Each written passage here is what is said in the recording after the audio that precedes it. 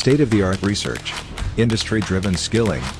100% placements. KL, deemed to be university. Rogue Ramesh, నువ్వు స్వయం కృషి మీద మంత్రివయ్యావా? చంద్రబాబు నాయుడు గారు వెన్నుపోటు పడిచాడా? కళ్ళు కనపడతలా నీకు? కళ్ళు అందరూ కూడా నిన్ను గురకానో చైనానో అంటారు నిన్ను. చంద్రబాబు నాయుడు గారు మొట్టమొదటిసారి ఎమ్మెల్యే మంత్రి అయ్యారా? ఏం మాట్లాడుతున్నావు? నోరుంది కదా అని పిచ్చి పిచ్చిగా మాట్లాడితే మేము సంస్కారంగా మాట్లాడాలని ఓపిక పడతా ఉన్నాం. ఉయ్యూరు వచ్చి ఏదో కారు కోతలు కూశారనంట. అరే పిల్ల బచ్చా, ఫస్ట్ టైం ఎమ్మెల్యేరా? ఇప్పటికి 7 సార్లు 8 సార్లు ఎమ్మెల్యే, ముఖ్యమంత్రి. నువ్వు లాగులు వేసుకుని తిరిగావా? నీ స్థాయి ఏంటి? లాగులు వేసుకొని లారీలకి లేకపోతే బస్సులకో లేకపోతే గుమ్మస్తాగానో పనిచేసావు. మరి ఎంత ఆస్తి ఎక్కడి నుంచి వచ్చింది నీకు? కోట్ల రూపాయలు ఖర్చు పెడుతున్నావే పెనంలూరులో. కష్టపడి సంపాదించావా?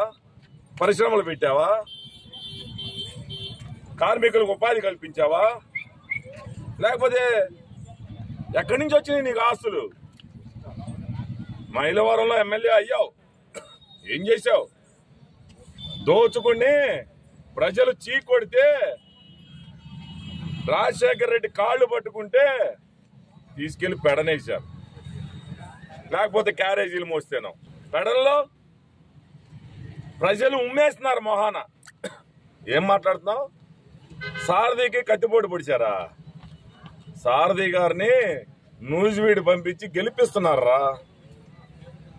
నీకు రా కత్తిపోటు పొడిచింది. పెడం నుంచి ఇక్కడికి మార్చి నా మీద నీకు రాజకీయ సమాధి కట్టిపోతుంది జగన్మోహన్ రెడ్డి. నీకు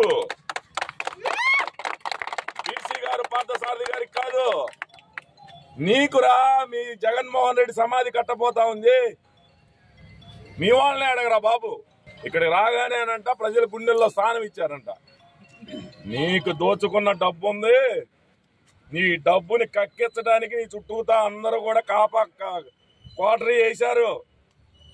అవినీతి సొమ్ము కదా, నిన్ను కక్కిస్తారు. ఇక్కడ నువ్వు ఎన్ని వేల రూపాయలు ఓట్లకు పంచినా ఇక్కడ ప్రజల మధ్య 5 సంవత్సరాల నుంచి మేము ఉన్నాం కాబట్టి ప్రజల తీర్పు భారీ స్థాయిలో మెజార్టీ ఇవ్వడానికి సిద్ధంగా ఉన్నారు. నేను నిన్న ఒకటి ప్రశ్నించా, నువ్వు ఓడిపోవటం ఖాయం. ఓడిపోయిన తర్వాత ఇక్కడ ఉంటావా? ప్రజలకు చెప్పు. నువ్వు ఓడిపోతున్నావు, ఓడిపోయిన తర్వాత పెనలూరులో ఉంటావా? నీకు చంద్రబాబు నాయుడు గారు చర్చకు రావాలా?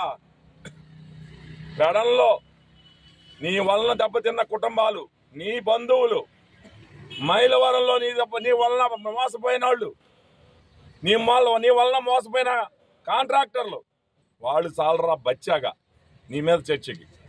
నువ్వు చంద్రబాబు నాయుడు గారి మీద నోరు పారేసుకున్నంత కాలం నీ మీద ఇలా మాట్లాడతావు. నువ్వు గౌరవంగా రాజకీయం చేసుకో, అంతేగాని పిచ్చి పిచ్చి ప్రలాపనలు మాడితే మాత్రం ఈ రోజు జగన్మోహన్ రెడ్డికి అర్థమైపోయింది ప్రభుత్వం అధికారంలోకి రాదని. లేకపోతే హెరిటేజ్ మీద ఫైల్స్ కాలిపోతాయా? చంద్రమోహన్ రెడ్డి మీద పెట్టిన కేసులు దొంగలెత్తుకెళ్ళిపోతారా? మీకు అర్థమైపోయే దుకాణం సర్దేసుకొని ఇంకోసాటికి మార్చుకోవడానికి ప్రయత్నాలు చేస్తున్నారు. ఎవరైతే బూతులు తిట్టారో, దాడులు చేశారో, నువ్వు ఇంటిపైన దాడి చేసి మంత్రి స్థానం పొంది, బూతులు తిట్టి మంత్రి స్థానం పొంది ఏంటో నీ గొప్పతనం అంట. నీ ప్రభుత్వంలో చంద్రబాబు నాయుడు గారిని ఎవరు తిట్టారో వాళ్ళకి ఎమ్మెల్యే టికెట్లు, మంత్రి స్థానాలు. అంతేగాని మీ గొప్పతనం కాదురా. వస్తున్నాయి. నువ్వు చేసిన అక్రమాలన్నీ వెలుగులోకి వస్తా ఉన్నాయి. ఏంటి కూసావు? నన్ను 2 నెలలు దూరంగా పెట్టారా? కాల్మనీ సెక్స్ రాకెట్ట ఆ రోజా వాగింది నిన్నటిదాకా. దానికి గడ్డి పెట్టా. నీకు పెడతా, గడ్డి పెడతానో పెంట పెడతానో చూద్దువు గాని. నీ మీద ఉన్న అభియోగాలు బయటికి తీస్తే నీ ఇంట్లో వాళ్ళు నీతో కాపురం చేయరు. ఒళ్ళు మరిచిపోయి మాట్లాడావనుకో, నియోజకవర్గ ప్రజలకి తెలుసు కాల్మనీ ఏంటో, సెక్స్ రాకెట్ ఏంటో, బోడే ప్రసాద్ ఏంటో. పిచ్చి వాగుడు కట్టిపెట్టు. పిచ్చి పిచ్చి ప్రలాపనలు చేసావనుకో, రోజాకి పట్టినకైతే నీకు పట్టు. జాగ్రత్త, ఖబర్దార్. మరిన్ని వీడియోస్ కోసం ఛానల్ ని సబ్స్క్రైబ్ చేయండి. లేటెస్ట్ అప్డేట్స్ కోసం వాట్సాప్ ఛానల్ ని ఫాలో చేయండి. అండ్ లింక్ డిస్క్రిప్షన్ లో ఉంది.